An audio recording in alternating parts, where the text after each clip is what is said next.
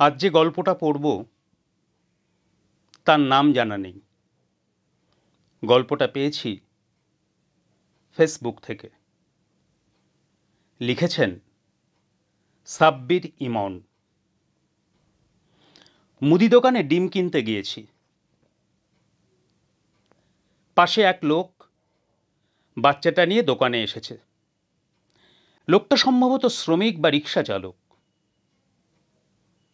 দেখতে শুকনা, কণ্ঠার হাড্ডি বের হয়ে গেছে। অভাব অনটন তাকে কেমন জীর্ণ শীর্ণ করে দিয়েছে। তার বাচ্চাটারও একই অবস্থা।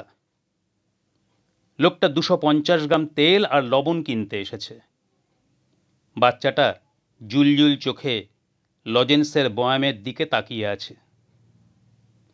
বেচারা চাইতে সাহস পাচ্ছে না। ওর বাবা সেটা বুঝতে পেরেছে, কিন্তু দারিদ্র মাঝে মাঝে চোখে নির্লজ্জ টিনের চশমা পরিয়ে দেয়।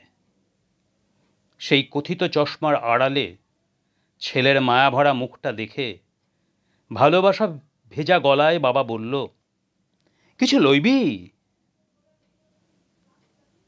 ছেলেটা লাজুকভাবে কথা না বলে আঙুল তুলে দেখালো। বাবা হেসে লজেন্সের বয়ামের কৌটা খুলে 2টা লজেন্স বের করে ছেলেকে খুব আদর করে বলল, তিনের ঘরের নামতাটা কও তো বাপ। বলেই লোকটা আট চোখে সবার দিকে হালকা তাকালো। তার সেই দৃষ্টিতে কেমন একটা চাপা উত্তেজনা।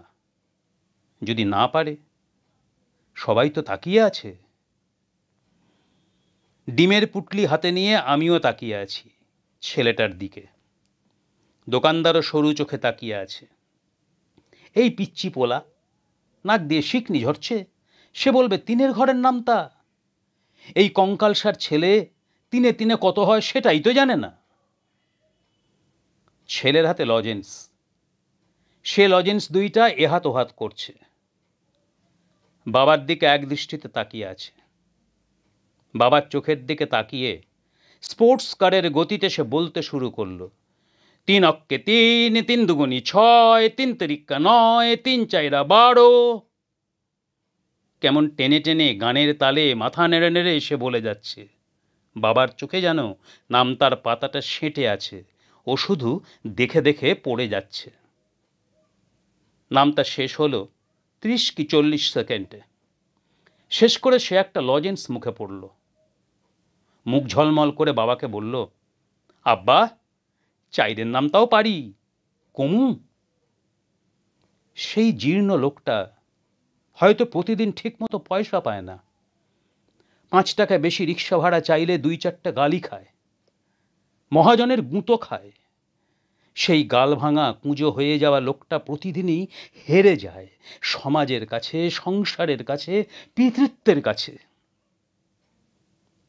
আজ সে হারেনি। আজ তার অনেক বেশি আনন্দ।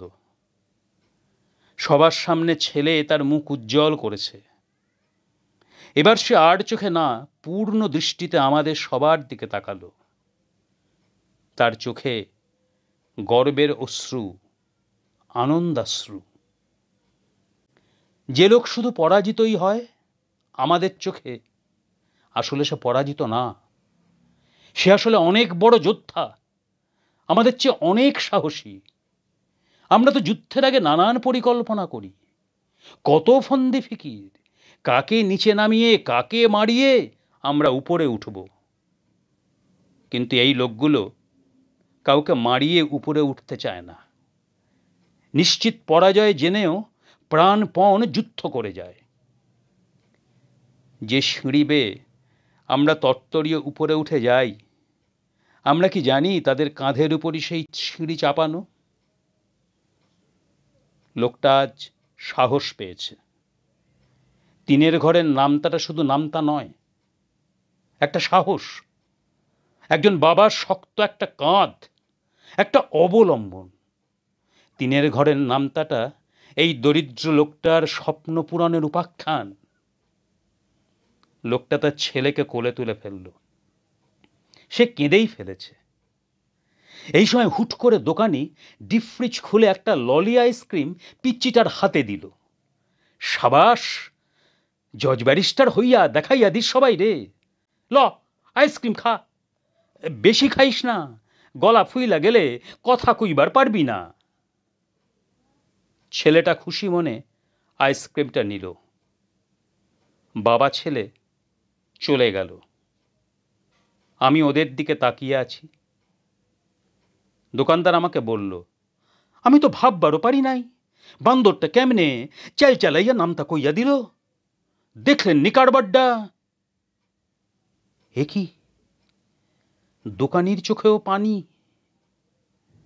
আসলে যারা ক্ষুধার কষ্ট বোঝে তাদের একজনের মনের সাথে অন্যজনের মন একই সুতোয় গাঁথা থাকে। একজনের কষ্ট আর একজন বুঝতে পারে, আবার আনন্দগুলো স্পর্শ করে প্রবলভাবে। আর আমরা কোটি টাকার স্বপ্নে বিভোর আর প্রতিযোগিতার উন্নাসিকতায় ভুলে যাই আমরা আসলে কি। আমি ডিম হাতে একা একাই হাঁটছি আর বলছি, ৩ অক্কে ৩, ৩ দুগুণে ৬, ৩ তিরিক্কে। আমাকেও সংক্রামিত করেছে তাদের জয়ের আনন্দ।